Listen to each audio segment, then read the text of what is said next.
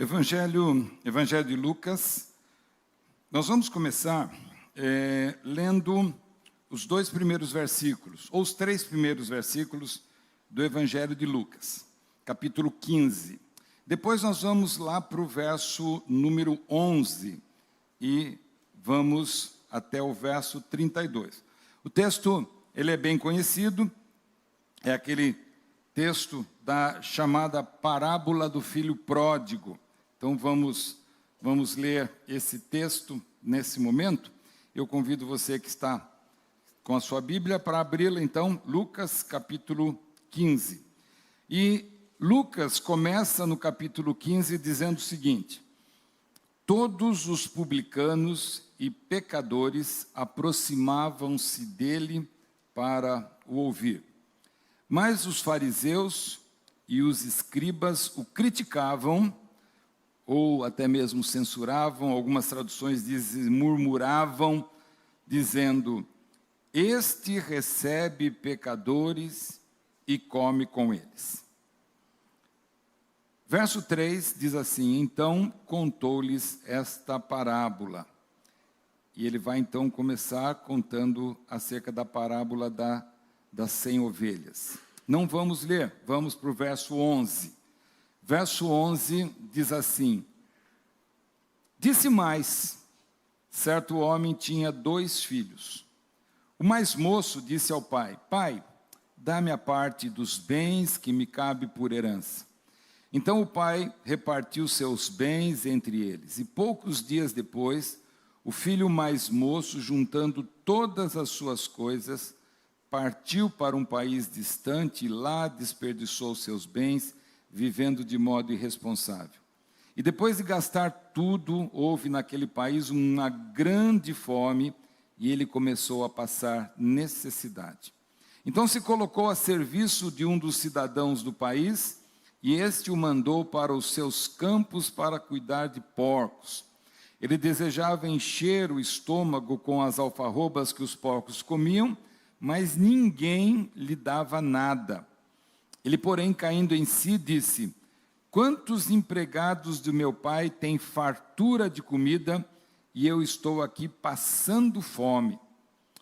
Vou me levantar e irei até meu pai e lhe direi: pai, pequei contra o céu e contra ti. Não sou mais digno de ser chamado teu filho. Trata-me como um dos teus empregados. E levantando-se, foi para o seu pai. E estando ele ainda longe, seu pai o viu, encheu-se de compaixão e, correndo, lançou-se ao seu pescoço e o beijou. E o filho lhe disse: pai, pequei contra o céu e contra ti. Não sou mais digno de ser chamado teu filho. Mas o pai disse aos servos: trazei depressa a melhor roupa, e vestiu. Ponde-lhe um anel no dedo e sandálias nos pés. Trazei também o melhor bezerro e matai-o. Comamos e alegremo-nos, porque este meu filho estava morto e reviveu. Havia se perdido e foi achado. E começaram a se alegrar.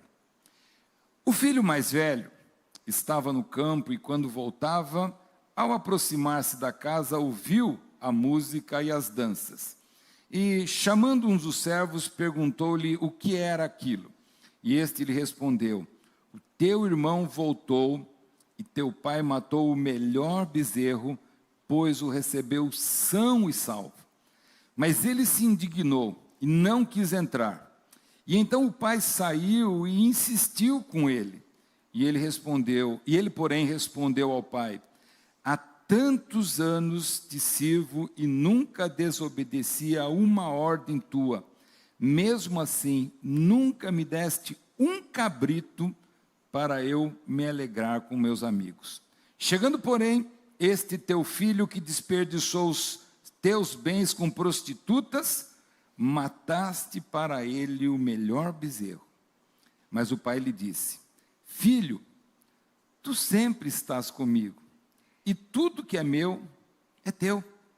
Mas era justo festejarmos e nos alegrarmos, pois este teu irmão estava morto e reviveu, havia se perdido e foi achado. Amém. Amém. Pai, nós te agradecemos pelo momento que podemos abrir a tua palavra, depois desse tempo de louvor, de cantarmos ao Senhor e colocarmos, ó Deus, a nossa gratidão e também a nossa confiança de que o Senhor está sempre conosco. Agora, Deus, oramos para que na leitura da tua palavra sejamos alimentados através, ó Deus, da presença do Senhor pelo teu Espírito Santo para falar, ó Deus, ao nosso coração. A palavra é tua, Senhor. Nós sabemos que ela não volta vazia, o Senhor tem sempre os teus propósitos em nos ensinar, em nos mostrar da tua vontade, em nos alinhar com a tua vontade, em fazer, ó Deus, que na medida em que te ouvimos e aprendemos o Senhor, sejamos, ó Pai, cada dia mais conforme a imagem de Jesus. Sejamos mais parecidos com o teu Filho. E esta é a nossa oração, Senhor, que a cada dia a tua palavra venha nos purificar. A tua palavra esteja sempre, ó Deus, limpando o nosso coração, ó Pai, e fazendo com que nós estejamos cada dia mais sendo reflexo da imagem do Senhor Jesus Cristo. Fala conosco, abençoa-nos, ó Deus, nesta hora, é o que nós pedimos, Senhor, diante desse momento, da tua palavra, e nós oramos assim em nome de Jesus. Amém, Senhor. Amém. Amém. Bem, como os irmãos sabem, nós temos comentado com cada domingo, nós temos procurado seguir a mesma temática que foi estabelecida para as nossas crianças, né? E temos estudado este mês, hoje, último domingo de fevereiro, temos estudado esse mês sobre a temática da igreja como corpo de Cristo. É claro que tudo aquilo que é colocado para as crianças, o formato, as lições que eles vão receber, né, nem sempre são iguais àquilo que nós pretendemos compartilhar com os irmãos. Mas essa temática é muito importante para a gente entender, né, a igreja como uma família da fé. A preocupação de hoje é mostrar para as nossas crianças que a igreja é uma família. E nós temos trabalhado justamente essa questão de tentar ou de mostrar que a nossa visão acerca da igreja tem que ir além da questão institucional, questão denominacional. A questão, o texto que nós temos colocado como básico, que é 1 Coríntios capítulo 12, ele vai falar para nós da igreja como corpo de Cristo. Quer dizer, nós temos que entender a igreja como algo além das questões institucionais, do formato, mas justamente como esse corpo onde os seus membros estão interligados, e dessa forma nós também entendemos a igreja como uma família, né, que vive essa relação, ou vive uma questão relacional, né, através dos seus membros, e dentro dessa família existe a questão de cuidar de todos e cuidar principalmente das necessidades daqueles que estão passando por lutas. É muito importante pensarmos nisso, é essencial nós termos essa visão da igreja, né, dessa forma, onde nós vamos entender que a igreja não é estar presente, mas a igreja é ser, né? Quando Paulo fala isso em 1 Coríntios 12, ele fala sobre o ser igreja. E nós lemos um texto que talvez você possa perguntar, mas o que tem a ver esse texto da parábola do filho pródigo com o ser igreja?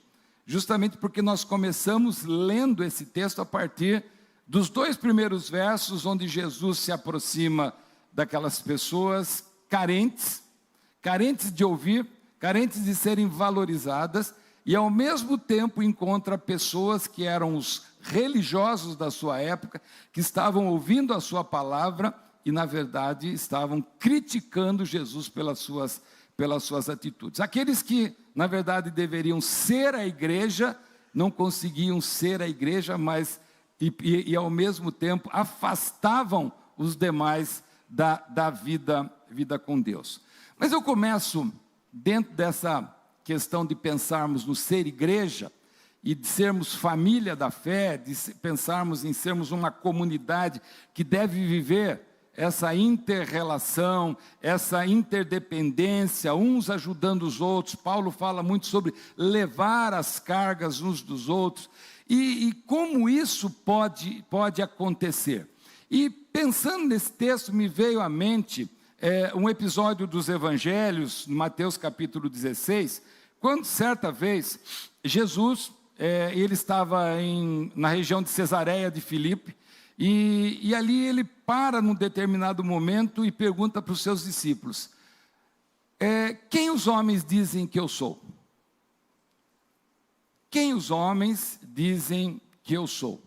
E os seus discípulos começaram a responder para ele, dizendo, olha, Senhor, uns dizem que tu és o João Batista, outros dizem que o Senhor é o Elias, outros dizem que o Senhor é Jeremias, e alguns dizem que o Senhor é um dos outros profetas do Antigo Testamento que voltou. Mas a pergunta mais importante é aquela que Jesus faz, dizendo o seguinte, e vocês? Quem vocês dizem que eu sou? Quem vocês dizem que eu sou? E diante daquela pergunta, nós sabemos da resposta de Pedro, que disse o seguinte, tu és o Cristo, o Filho do Deus vivo. O Senhor não é o João Batista, o Senhor não é o Jeremias, o Senhor não é o Elias. O Senhor é o Cristo, tu és o Cristo, tu és o Messias, tu és o Filho do Deus vivo. E depois de ouvir essa resposta, o Senhor Jesus Cristo, ele se volta para Pedro e diz assim, Pedro, você é um homem abençoado. Talvez na sua tradução diz assim, tu és bem-aventurado, Simão Barjonas. Ou, Simão, você que é filho do Jonas, você é um homem muito feliz, muito abençoado, porque o que você acabou de dizer agora é uma verdade que não foi revelada para você através de carne e sangue. Sabe, Pedro, aquilo que você acabou de falar agora diante dos seus irmãos aqui, essa verdade de que eu sou o Cristo, o Filho do Deus vivo, eu sei que você não retirou de nenhum livro, eu sei que você não ouviu de nenhum professor, e eu digo que você é feliz porque essa confissão Deus revelou no teu coração. Essa verdade foi revelada para você através do próprio Deus. E Pedro, eu vou dizer uma coisa ainda mais, tá? Sobre essa confissão que você está fazendo, eu vou edificar a minha igreja. E essa igreja vai ser um povo forte, um povo, sabe, muito forte, e nem as portas do inferno estarão prevalecendo contra eles. Nem as portas do inferno impedirão que esse povo avance. Jesus, nessa palavra, ele justamente fala, eu vou estabelecer a minha igreja sobre essa confissão, sobre essa verdade. Pedro, a igreja estará firmada dentro dessa verdade. Eu sou o Cristo, o Filho do Deus vivo. Então, quando a gente fala de igreja, a gente tem que lembrar da palavra grega que fala que é uma assembleia, da palavra que também posteriormente é usada, que fala que é uma comunidade, que fala da família da fé. E ser igreja é fazer parte desse grupo onde todos confessam que Jesus é o Cristo e Ele é o Filho do Deus vivo. Então, daqueles que fazem parte da igreja, ou aqueles que fazem parte da igreja de Jesus, são justamente os que ouviram a palavra, compreenderam que Jesus é o Salvador e fizeram dele o Senhor de suas vidas. Isso significa ser igreja.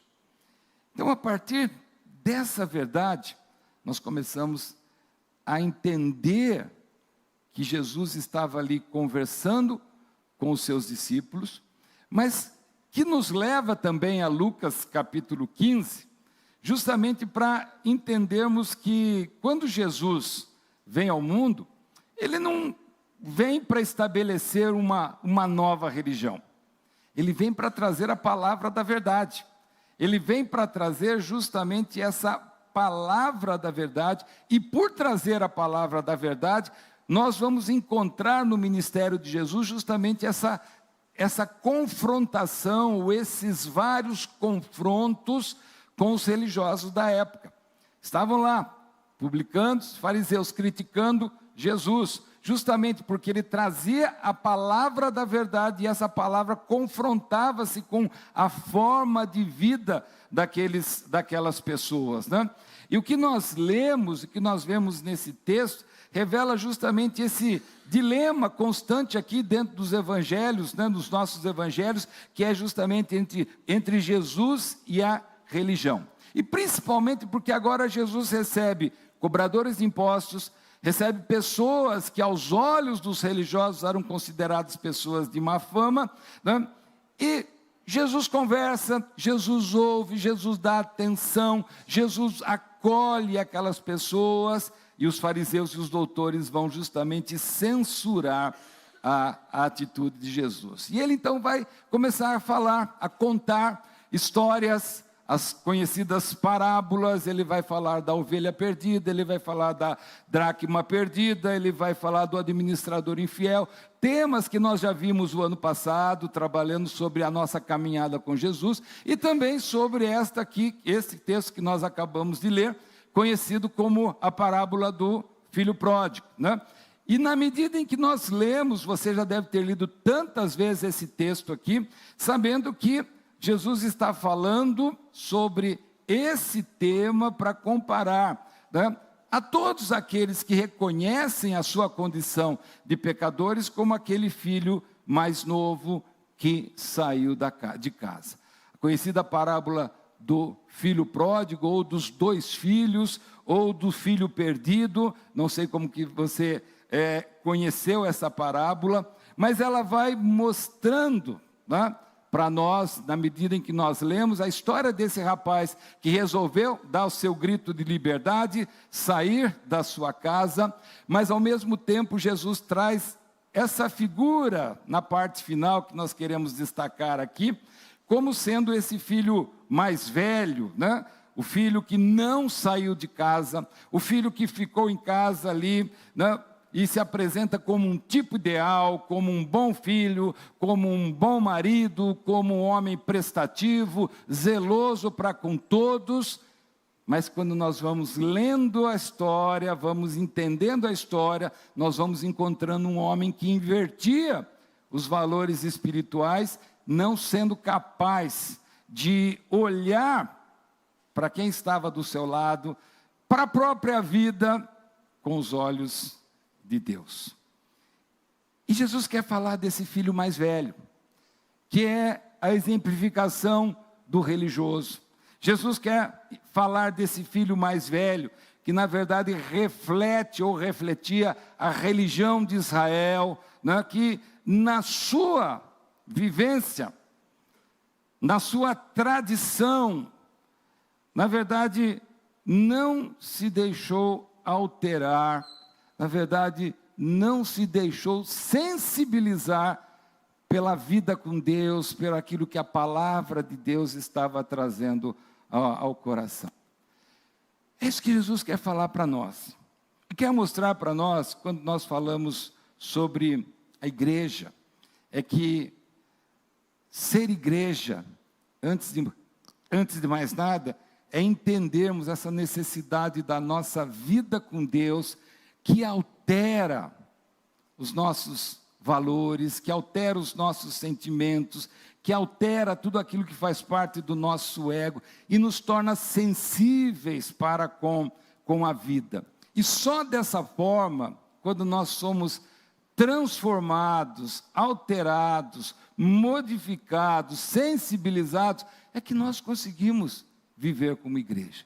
Se nós não conseguirmos fazer isso, nós continuaremos a nossa existência sendo meros religiosos, meros cumpridores de obrigações religiosas, meros cumpridores de tradições religiosas, mas não se deixando transformar pela palavra e pelo agir do Espírito Santo na nossa vida. O propósito de Jesus não foi trazer uma nova religião para competir com o judaísmo. Na verdade, ele diz: eu vim para resgatar aos perdidos. Eu vim para dar vida. Eu vim para que conheçam a vida e passem agora a andar como novas criaturas, conhecendo, né, o amor de Deus e andando da forma como Deus preparou para que nós pudéssemos andar e agradá-lo através da nossa existência. Por isso, quando a gente lê esse texto de Lucas 15, a melhor tradução ou a melhor nomenclatura para essa parábola é justamente a parábola do pai amoroso, que às vezes a gente destaca aqui porque o personagem principal é Deus realmente nos buscando, Deus indo ao nosso encontro para nos resgatar e nos fazer voltar para si. Mas a riqueza desse texto, que é maravilhoso, talvez você já tenha ouvido diversas pregações desse texto, né? E muitos pregadores, muitas pregações são feitas sobre esse texto, mas a riqueza desse texto é fazer com que a gente olhe para ele e nós sejamos inseridos dentro desse texto e entendemos que essa parábola não pode ser olhada, né, de forma exterior, mas ela deve ser colocada como algo que faz parte da nossa vida. É uma parábola para todos nós, é uma parábola para mim, é uma parábola que eu creio que é para cada um que aqui está, e nas diversas condições da vida de cada um de nós. Agora há pouco o Fabrício estava contando aqui um testemunho de fé, um testemunho da sua vida cristã, e todos nós temos os nossos testemunhos, e muitos têm como parte da sua vida algo parecido com a história desse jovem, desse filho mais novo, que um dia resolveu dar o seu grito de liberdade e dizer: pai, eu quero ir embora, eu não quero mais viver dessa forma como o Senhor me ensinou, eu quero inclusive a parte da minha herança, quando na verdade ele não tinha direito a nenhuma parte da herança. E o que toca mesmo ali é que aquele pedido era como se estivesse dizendo para o pai: pai, para mim o senhor não tem valor algum, o senhor já morreu, porque herança só se entrega depois da morte. E aquela declaração do filho era essa: para mim não há mais valor na sua pessoa, eu quero a minha parte, para mim é como se o senhor já estivesse morto, porque eu quero viver a minha vida de liberdade. Eu sou livre, eu sou livre. Eu sou livre para fazer o que eu quero. E na verdade, quando eu falo sobre isso, é porque a gente sabe que muitas pessoas, nós mesmos, quando num determinado momento da nossa vida, a gente quer dar esse grito. A gente não quer que ninguém interfira na nossa vida. Não, ninguém tem direito de falar o que eu tenho que fazer, ninguém tem direito de controlar a minha vida, eu tenho o direito de ser livre e eu posso ser livre em tudo. Até o momento que descobre que a gente não consegue ser livre em tudo. Porque a grande verdade é que você pode ir até um lugar muito distante da sua chamada liberdade. Mas você e eu não somos livres para evitarmos as consequências do pecado. Por isso a palavra de Deus fala assim: o salário do pecado é a morte. Você é livre para fazer tudo o que você quer, eu sou livre, mas nós não somos livres para não pagarmos pelo preço das nossas decisões. O pecado tem um preço. O pecado tem um preço. E ele vai ser cobrado de cada um de nós. Muitos têm uma história como a desse jovem. Deram o seu grito de liberdade, saíram pelo mundo achando que poderiam fazer qualquer coisa e tomar qualquer decisão, mas perceberam que não eram livres para não assumirem a consequência dos seus atos.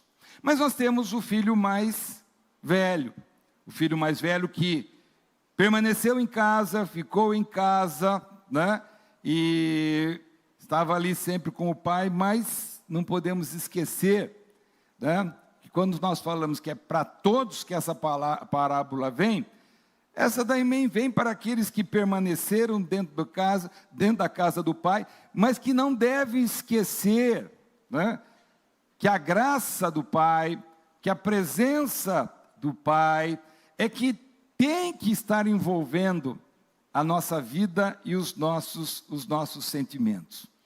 Esse filho mais velho não conseguiu se conscientizar do amor do pai, da graça do pai, do cuidado do pai, e ele se torna, né, aquele símbolo da religião de quem simplesmente viveu a sua vida procurando agradar o pai através das suas ações, das suas obras, e nessa busca, né, ou nessa prática de fazer as coisas, ele fez justamente o que ele não deixou o seu coração se sensibilizar em relação a quem estava cuidando da sua vida, do seu pai. E ele deixou o seu coração se cauterizar, e na verdade o seu coração se tornou insensível, né, em relação à sua experiência de fé. Ele simplesmente se tornou um ser programado para fazer algumas ações, mas sem se sensibilizar com aquilo que fazia parte da sua relação com o seu próprio pai. Então, quando nós olhamos para esse texto, né, dos filhos que estão aqui, nos chama justamente a atenção para nós pararmos aqui nessa figura do filho mais velho, e eu quero fazer uma aplicação para dizer o seguinte: ele não soube ser igreja. Estava ali como um religioso, sabia da religião, mas não conseguiu ser igreja. E quando isso acontece, quando nós vivemos simplesmente de forma mecânica, não nos sensibilizamos, não conseguimos nos relacionar profundamente com Deus, né? O que acontece? É que nós entramos num processo ineficaz de transformação da nossa vida. Sabe o que é isso?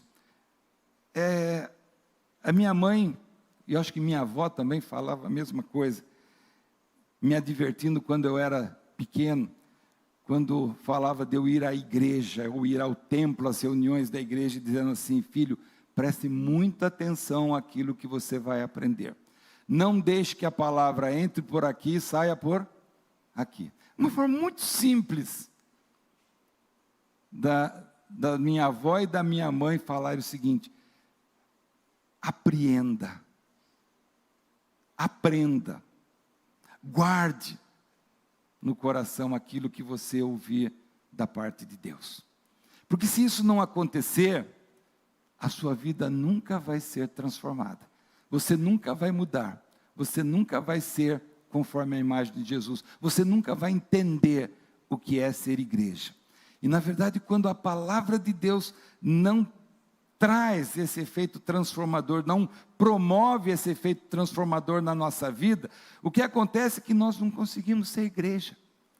A gente frequenta uma reunião religiosa, a gente vai para uma comunidade religiosa, mas a gente não consegue ser igreja, não consegue ser corpo de Cristo, não consegue viver essa dimensão relacional de interdependência e de cuidado. E por que isso acontece? Porque o texto justamente vai mostrando para nós algumas atitudes desse irmão mais velho que a gente tem que sempre pensar acerca da nossa própria vida. Como é que ele se relacionava com aquelas questões que envolvia o seu relacionamento com o seu pai e o seu relacionamento com o seu irmão mais novo. E aí a gente vai aprender, vai perceber justamente algumas coisas que nos ensina por que esse filho mais velho, ele não teve a sua vida como uma vida transformada, não conseguiu ser igreja, ele não conseguiu ser alguém que podia declarar que ele conhecia a Deus. Então olhe para o texto, e a gente vai encontrar algumas coisas interessantes aqui que chamam a nossa atenção para a gente pensar sobre a nossa caminhada de fé. Primeira coisa, por que ele não conseguiu ser igreja? Porque na verdade, quando nós nos tornamos meros cumpridores de regras religiosas, né? Quando nós nos tornamos meramente religiosos, na verdade, nós entramos num caminho da religião, e a religião, ela não evita a indignação que provém de ciúmes. A religião, ela não evita aquela indignação que provém dos ciúmes. Veja aqui na sua Bíblia, no verso 28, né? O irmão voltou, o irmão mais novo voltou, o pai o acolheu, o pai fez uma festa, mandou matar o novilho mais, o melhor novilho que tinha ali na fazenda, né? E quando ele chega e ouve o barulho da música, das danças, e ele pergunta para os empregados, o que está acontecendo? Eles falam, o teu irmão voltou, seu pai matou o melhor bezerro, né? Porque ele recebeu o seu irmão são e salvo. Verso 28, ele se indignou e não quis entrar, e então o seu pai saiu e insistiu com ele. Não pode. Ele saiu, ele gastou, ele não pode ser recebido dessa maneira. Ele tem que pagar por aquilo que ele cometeu, né? E na verdade, essa falta do mesmo amor do pai faz com que ele fique indignado, porque o pai trata agora o filho com amor, né? Justamente por recebê-lo, o filho mais novo com amor, por recebê-lo são e salvo. Isso era o mais importante, né? Essa é uma expressão para mostrar para nós que muitas vezes a nossa vida é justamente marcada pelos sentimentos de ciúmes, de rancor, de amargura, e não de entendimento de que o que mais vale na vida daquele que está do nosso lado é o amor, a graça de Deus para com ele.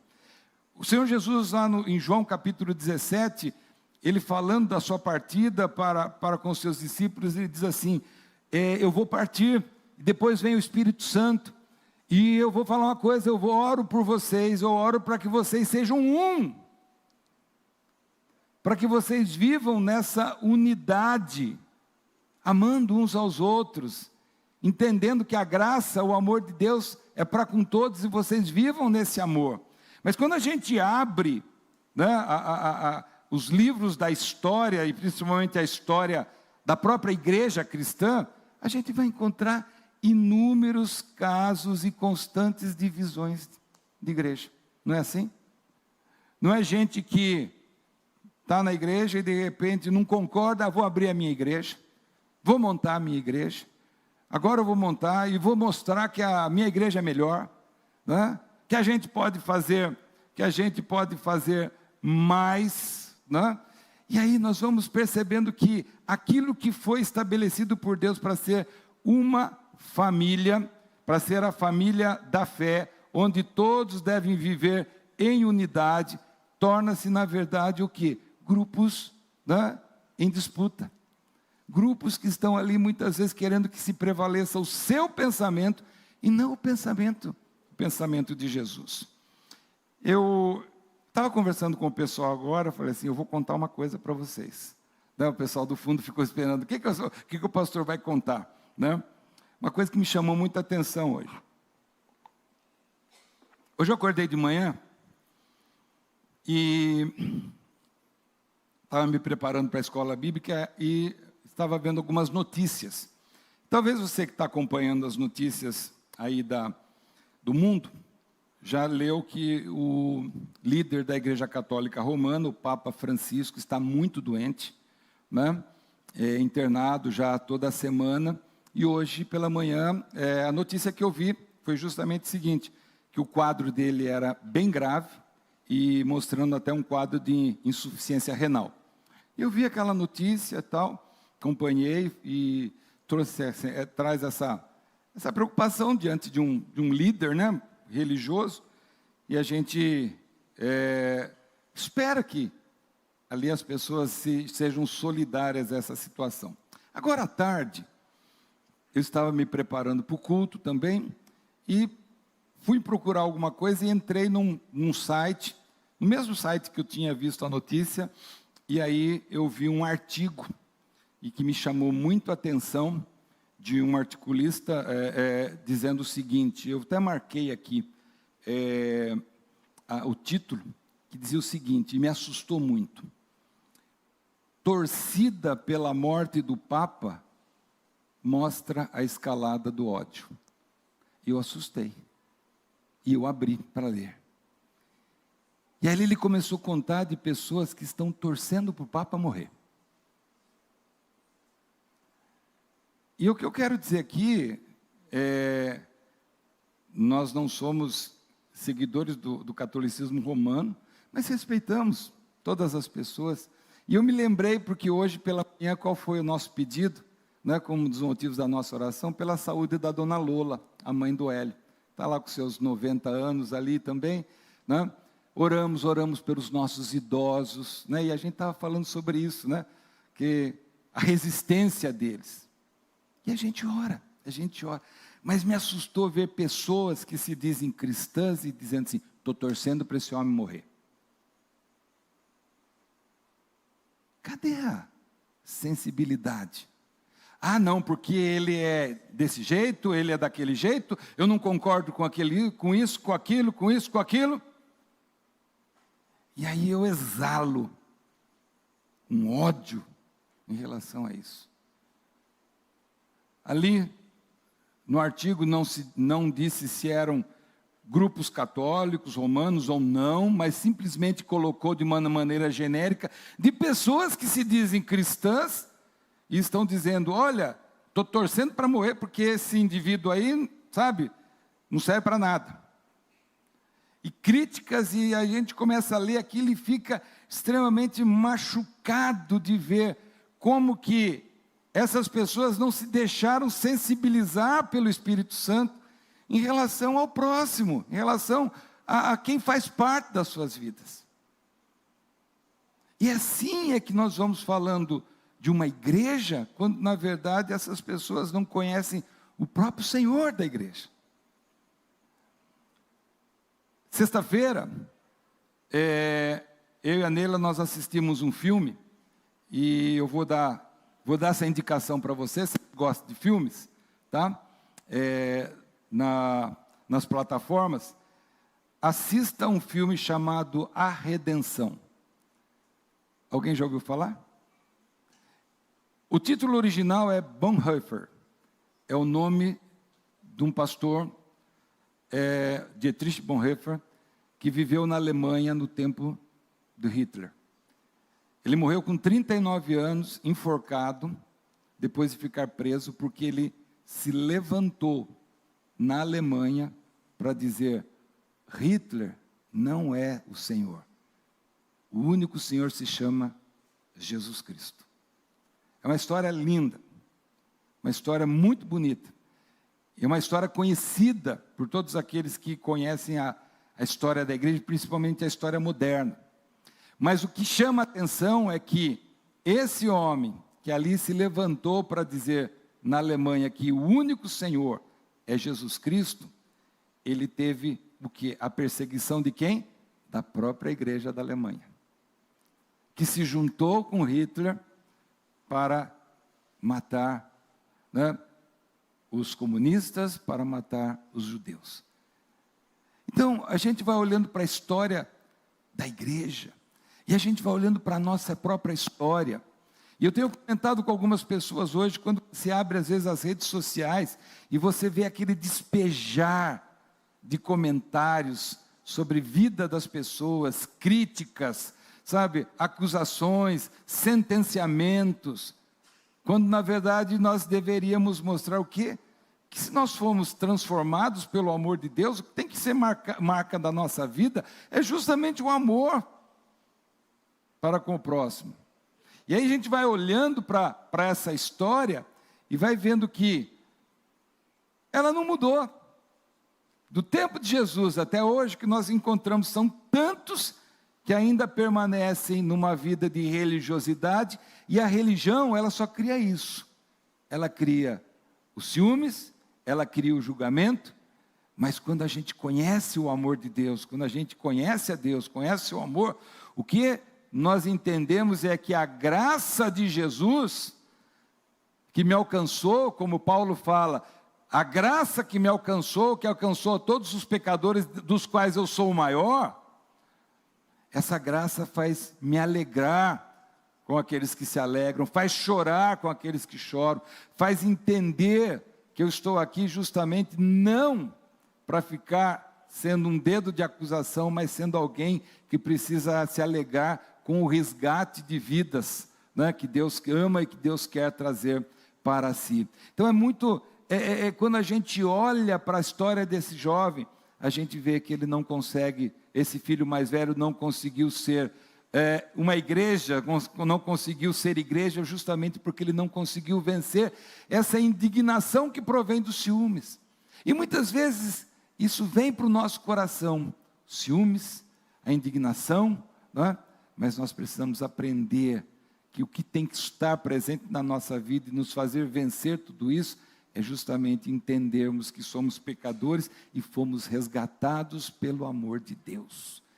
E o amor de Deus faz com que eu ame e queira sempre a bênção de Deus na vida do meu próximo.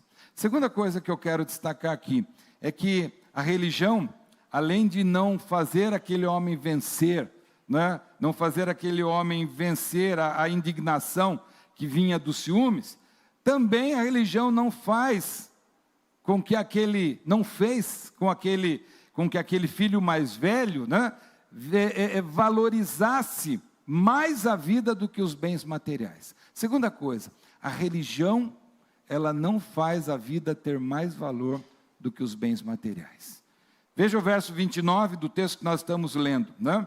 Quando ele ficou lá dentro de casa, disse que não ia sair para a festa, não ia, né, para festejar a volta do seu irmão, verso 29 ele diz assim, né?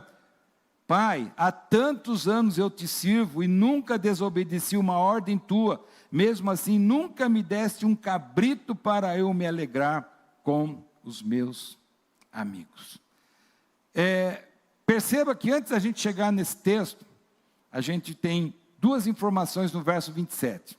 O verso 27, quando aquele filho mais velho chega em casa e conversa com um dos servos, o servo responde, olha, teu irmão voltou, teu pai matou o melhor bezerro, porque o recebeu são e salvo.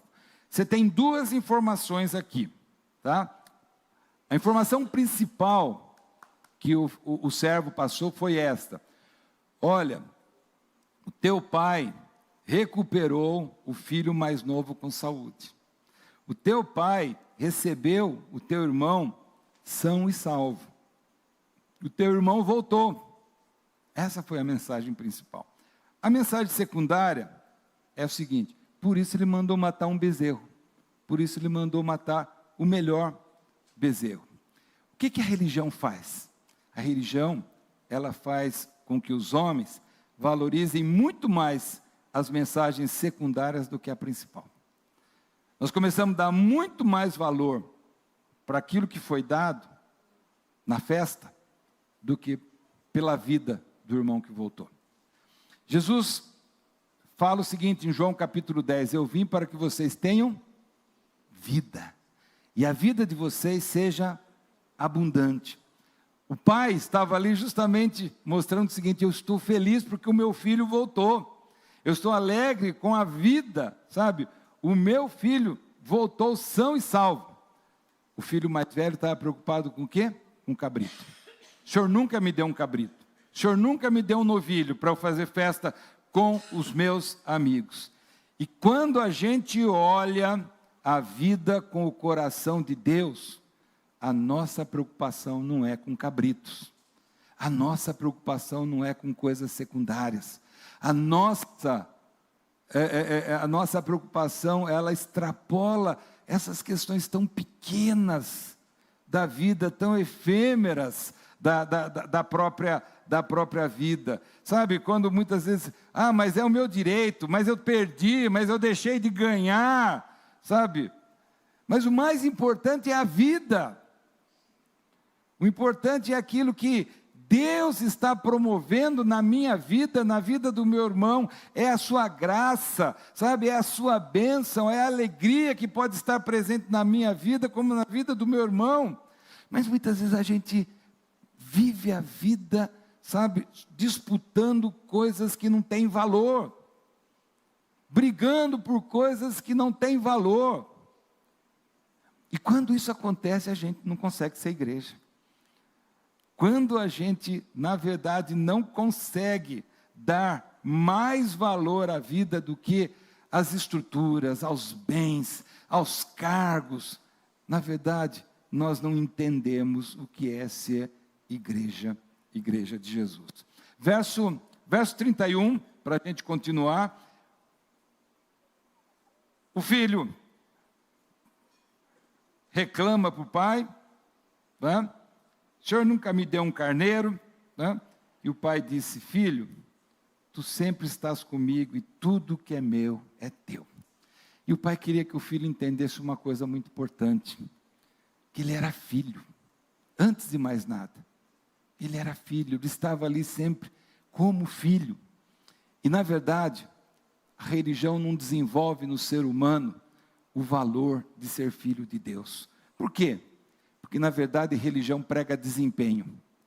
Religião, na verdade, coloca regras, coloca preceitos, tem que cumprir, tem que fazer tudo certo, né? É fazer, não fazer. Tanto que quando Jesus fala dos fariseus, fala dos saduceus, fala dos religiosos da sua época, ele fala daqueles que tinham que cumprir tantas e tantas regras, e Jesus fala: e vocês se esquecem de viver, se esquecem de viver com Deus, de viver para Deus. E Jesus quer chegar, quando a gente lê um texto como esse, no coração dos fariseus, no coração dos publicanos que estavam vivendo dessa forma, simplesmente preocupados com o desempenho. É, na verdade, ser filho, mas viver como escravo. E é isso que eles não entendiam, né? Eles estavam procurando agradar a Deus pelo desempenho. Eu tenho que fazer mais, mas Deus não nos olha dessa forma, porque Ele nos conhece. O importante para Deus não é o nosso desempenho, não é o nosso ativismo. Na verdade, o que Deus nos ensina, que o mais importante é quando nós valorizamos a sua presença. Quando nós sabemos que a coisa mais importante para a nossa vida é estar junto dEle. É mostrar que nós o amamos, que nós gostamos de estar na sua presença. E nós valorizamos a alegria da comunhão com Deus. Davi fala isso no Salmo 27. Uma coisa eu pedi ao Senhor e eu buscarei, que eu possa morar todos os dias da minha vida na casa do Senhor, que eu possa contemplar a beleza do Senhor. Eu estava me lembrando de um cântico, acho que não nem deve estar na nossa pasta, um cântico mais antigo que falava, que nós cantávamos dizendo assim: quão formoso és, Deus do universo, a tua glória enche a terra e enche o céu. E eu lembro do coro que dizia assim: maravilhoso é estar em tua presença, né? Maravilhoso é estar diante do Senhor, o meu prazer é estar nos átrios do Senhor. Quer dizer, a coisa mais gostosa da minha vida é saber que, como filho, o que mais vale para a minha vida é estar em comunhão, estar na presença de Deus, e sabendo que é isso que vai alegrar o coração de Deus. Não é que eu faço as coisas porque eu tenho a obrigação de fazer, mas eu faço as coisas porque eu sei do amor que Deus tem por mim, e o meu prazer é estar dia a dia com Ele e cumprir tudo aquilo que Ele me ensina, porque eu quero agradá-lo, porque não tem alguém que me ama mais do que o próprio Deus. E é isso que ele não conseguiu entender, o valor de ser filho, que é totalmente diferente da concepção de ser um religioso, de ser um cumpridor de obrigações. E a tua presença aqui, meu irmão, não é para cumprir uma obrigação. A tua presença aqui é para fazer como Davi nos ensina, mostrar do seu prazer de estar na comunhão com os seus irmãos e na presença do Senhor. E eu termino com a última a última lição que esse texto nos fala acerca do ser igreja, de que aquele jovem mais velho não conseguiu ser, porque na verdade a religião não faz o homem se sentir irmão do próprio homem. Religião não faz o homem se sentir irmão do próprio homem. Sabe? O que acontece? A história vai nos mostrando que a religião, ela faz com que os homens sempre falem como aquele irmão mais velho. Veja o verso 30 e o verso 32. Quando ele começa a reclamar do pai, no verso 30 ele diz assim, no verso 29 ele diz: o Senhor nunca me deu um cabrito para eu me alegrar com os meus amigos. Como nós falamos, ele valorizou muito mais o cabrito do que outras coisas. E chegando, porém, este teu filho, que desperdiçou teus bens com prostituta, mataste para ele o melhor bezerro. Olha um pouquinho. Chegando quem? Este teu? Mas espera aí, quem era aquele jovem? Era o irmão dele. Você já viu isso na prática? Quando a gente tem os nossos desafetos, eu não vou falar o nome daquela pessoa. Eu me recuso a falar o nome daquele indivíduo. Aquele indivíduo, aquela pessoa, já viu isso? Já viu briga de família? É bem desse tipo aqui. Não vou falar o nome. Você não fala o nome do teu irmão. Não é assim? Aquele lá. Aquele filho do meu pai. Mas é teu irmão. É teu irmão. Que cresceu com você. Que brincou com você. Sabe? Onde vocês curtiram tanto a infância. Mas agora ele errou.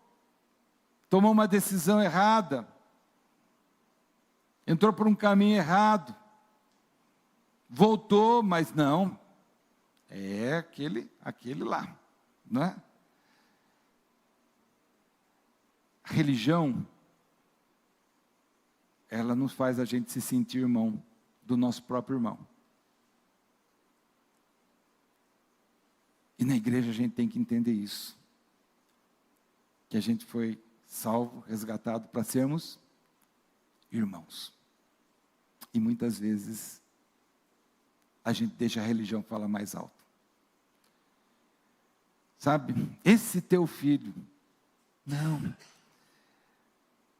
A religião daquele moço mais velho não permitia ele ver a graça de Deus. Não permitia a graça de Deus vencendo, superando a lei. Porque quando nós nos tornamos religiosos, nós nos tornamos inflexíveis. Olho por olho, dente por dente. Ações sem misericórdia. Mas quando a gente fala que essa parábola, ela tem que também ser lembrada, que é a parábola do pai amoroso, é justamente porque no final, nós encontramos esse olhar do pai. Como é que o pai estava olhando tudo isso e dizendo para o filho, verso 32, olha, mas era justo nós festejarmos e nos alegrarmos, teu irmão estava morto, e agora ele reviveu, ele estava perdido e foi achado, a vida dele é de grande valor, e foi resgatado, né? E a verdade é que, quando nós falamos do amor de Deus, quando nós falamos da vida com Deus, quando nós falamos da graça de Deus, é justamente para que essa sensibilidade esteja presente na nossa vida. Porque as religiões são prontas para excluir, as religiões são prontas para humilhar, para não recuperar, como o pai faz aqui. A vida do meu filho é a coisa mais importante. Por isso ele fala, esse teu irmão, veja que o texto é muito belo para nos falar sobre isso, sabe? Ele estava morto e ele reviveu. Ele estava perdido e ele foi achado. E se assim nós não soubermos viver, o que vai acontecer? Nós não vamos conseguir entender o que é ser igreja. E principalmente para esse mundo tão árido que é o nosso mundo. Essa pós-modernidade tão árida, sabe? Nós não vamos conseguir realmente mostrar igreja como família de Deus, família da fé, assembleia daqueles que realmente conseguem entender que a vida se faz pela graça de Jesus, que transforma cada dia o nosso coração. Por isso nós podemos dizer que nós fazemos parte desse corpo de Cristo e podemos viver essa palavra do reino sempre através da ação do Espírito Santo. O desafio de ser igreja é essa.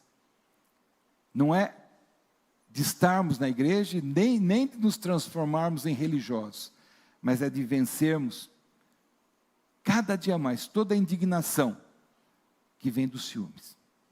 É valorizarmos muito mais a vida, a nossa vida e a vida do outro, do que qualquer bem material.